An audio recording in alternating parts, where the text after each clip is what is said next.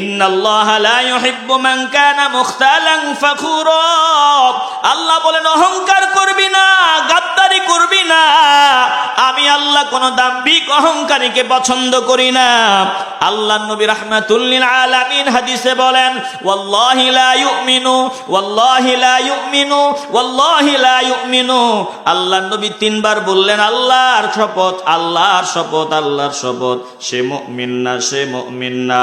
সাহাবারা জিজ্ঞাসা করল কিলা মান ইয়া রাসূলুল্লাহ, কিলা মান ইয়া রাসূলুল্লাহ, কে মুমিন না? নবীজি বললেন ক্বালাল্লাযী লা ইয়ামানু জারুহু বাওয়াইকাহু। রাহমাতুল লিল আলামিন বললেন যে মানুষ তার প্রতিবেশী কষ্ট পায়, প্রতিবেশীর হক আদায় করে না, যে বান্দা প্রতিবেশীর পার্শ্ববর্তী মানুষকে কষ্ট দেয়, যে বান্দা জবান দিয়া হাত দিয়া বিভিন্ন ভাবে প্রতিবেশীকে কষ্ট দেয়, তার হাত থেকে প্রতিবেশীরা রেহাই পায় না, সে মুমিন হতে পারে না। এ মুসলমান ইমান